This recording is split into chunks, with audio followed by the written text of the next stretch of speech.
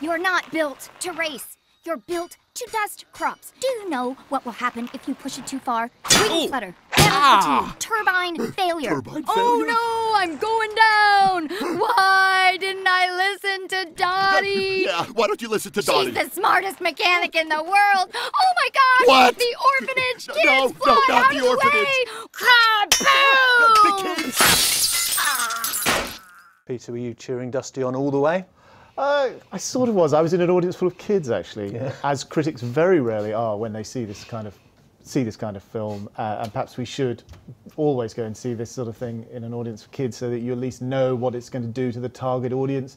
And the target audience were entertained. I think it is very cheeky because it is simply a retread of Cars in the most outrageous way. I mean, it's not a sequel. Cars 2, however kind of annoying that was, did try to be a sequel in the sense that it was some sort of progression. Now, of course, Planes is at least notionally about a completely different set of characters, so it doesn't have to be a progression. But really, it is just cars. It's just cars with wings, as the ad man said, with wings.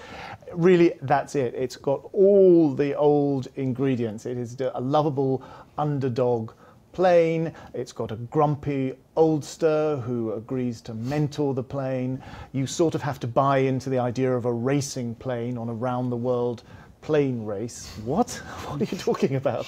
And lots of lovable international stereotypes and archetypes. One, of course, is our very own John Cleese, who does a fairly Route 1 sort of stiff upper lip British chap. We've got the Spanish guy whisking his cape and everything. I mean, it's pretty kind of moderate, really. And yes, it kind of does its job in a way. I have to say, it does sort of flow along.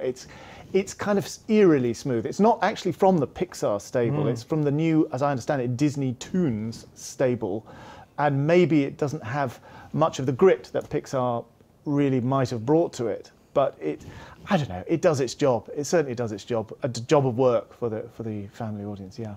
The bits I quite liked were there's a few moments of weird sort of darkness and peril in there, where he crashes into the sea, and then there's the old flashback to the World War II bombing raid, which were kind of good, and the rest of it was cheap as chips, wasn't it? Yeah, except the bit where he sinks to the bottom of the sea, and then the rest of the film is him just meditating on his failure. I really enjoyed that bit. That was good. That went on for 4 hours, but it was still kind of beautiful. God, it was beautiful. Had a stark beauty. I was in tears by the end of it. I do think there is something that's like, I mean, it feels like every time that we watch an animation now, maybe just a Disney animation, we're always saying, well, it's not quite as good as the Pixar films of, 10 years ago. No, but it really isn't, and maybe that is the disadvantage of setting that bar so high now, that a kind of bog standard Disney movie, which this is, has had a lot of money thrown at it with a fairly profile-y cast, not badly written, but ultimately pretty dull and pretty rote, is now a bad Disney/Pixar film.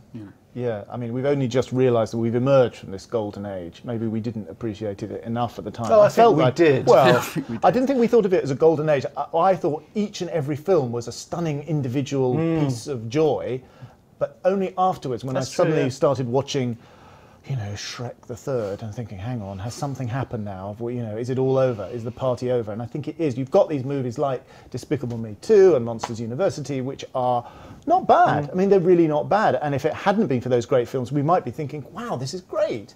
But now we think, oh my goodness, what's happened to the good old days? Where are the snows of yesteryear?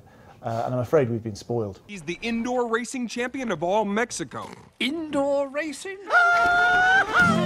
And numero uno recording artist, telenovela star, and romance novelist. Did you say El Chupacabra or El Cuckoo Cabra? You make joke? You make joke? Very well. You leave me no choice! I squish my cape at you!